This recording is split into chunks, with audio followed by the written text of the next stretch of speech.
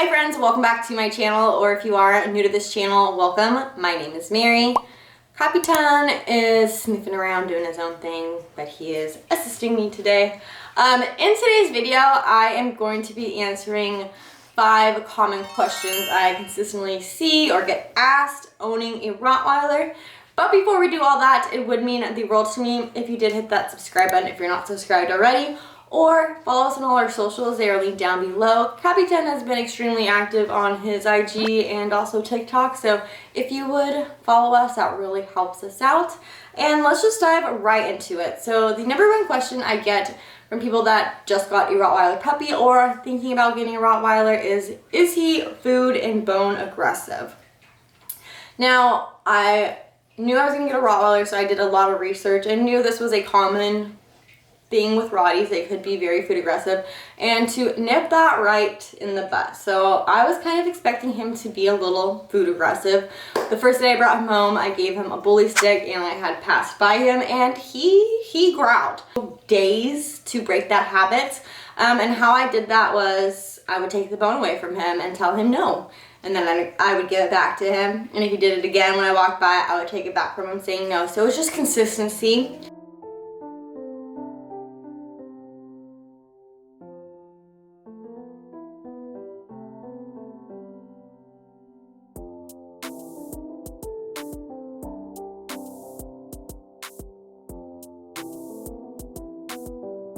Eventually that stopped and I can walk by him. Today, other dogs can walk by him.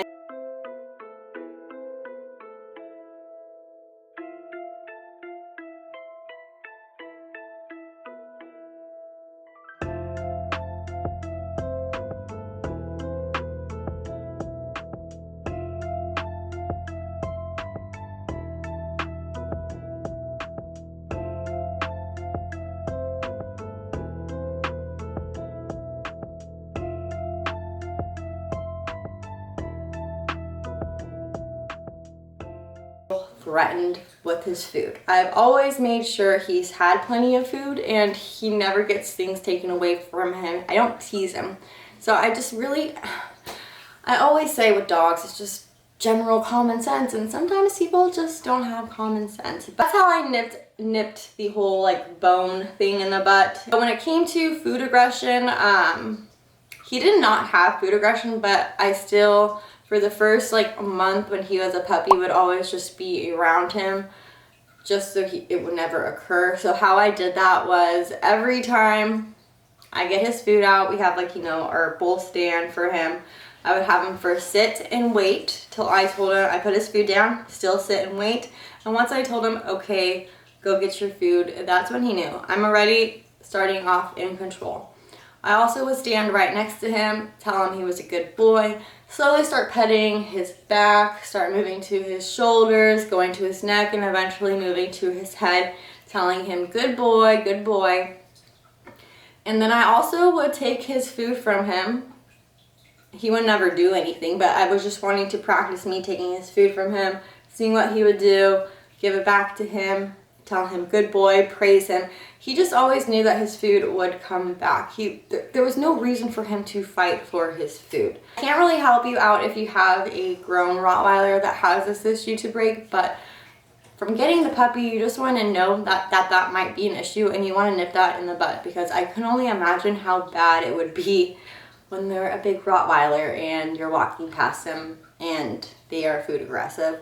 But also you have to be smart about the whole situation too. Like I have 2 other dogs. Everybody eats separately, just like humans. You don't want somebody taking your food. The second question I get is, what do I feed him? And this is, you know, you can go so many different ways. I know raw is amazing. I've heard so much great things about it. It just could get pricey and you know, you need the extra fridge to store it. Nothing wrong with raw. If I had enough money and time and I could feed all my dogs raw, oh lordy, I would. But for me personally, I buy him high-end dog kibble, and that is a Pure Vita salmon and peas. So gets some food that I cook for him on the side with veggies and meat, and broth to soak the kibble since he is eating dry kibble. You don't want to feed dry kibble to your dog.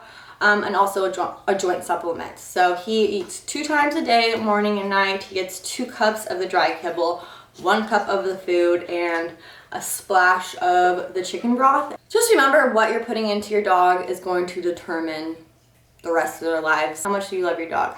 I would do anything for him to live forever. I know people that have newborns and they buy everything organic, gluten-free, all that stuff, and like that's me, but with my dog. Number 1 question I get, and if you've been following me for a while, you already know the answer to this because I always show him around other dogs, but people want to know how he gets along with other dogs, if he's aggressive, or if it's like a whole big deal. Now don't get me wrong, like he gets along with everybody. But I make sure I set up the situation for success. Like, I just don't throw him in the backyard and say, oh, go meet that dog. I just don't go like, you know, like I said, I don't go to dog parks. So if I put him in a dog park and there's another dog that's a little bit more like frisky up his butt, yeah, I don't know if he would really like that.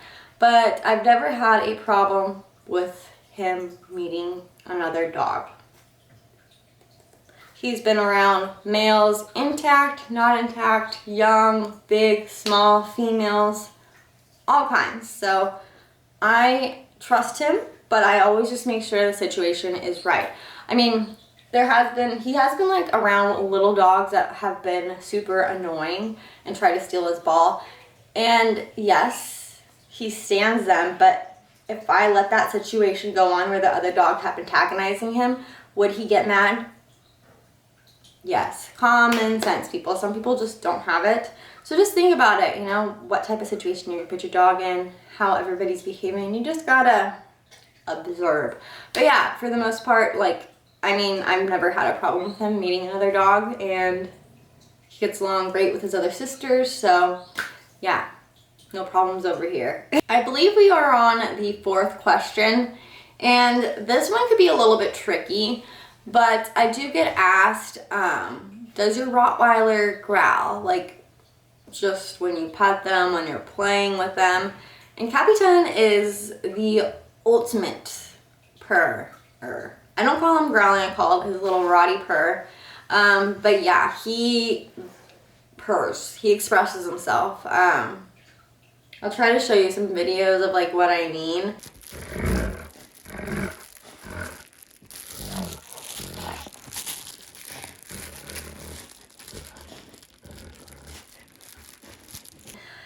Doesn't necessarily always mean he's mad.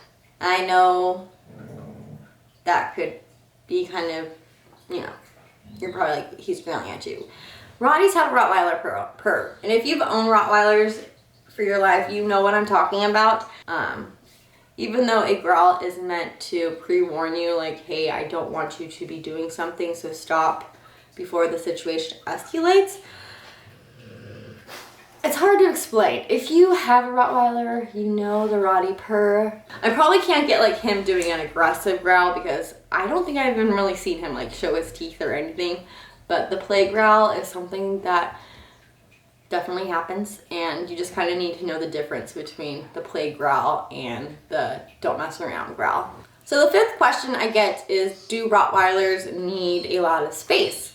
And I think that, you know, every dog does need a lot of space, or you have to have a lot of time to walk them, take them outside. If you live in an apartment, I totally believe that somebody could live in an apartment and own a Rottweiler, just as long as you have a schedule to take them out on a walk. I don't think like Rottweiler, personally, I don't think Rottweilers are like a high energy breed. He's chill for the most part, and he's always been really chill as a puppy. Can't go for most Rottweilers, but they're guard dogs, so they just kind of want to stay around and chill and protect.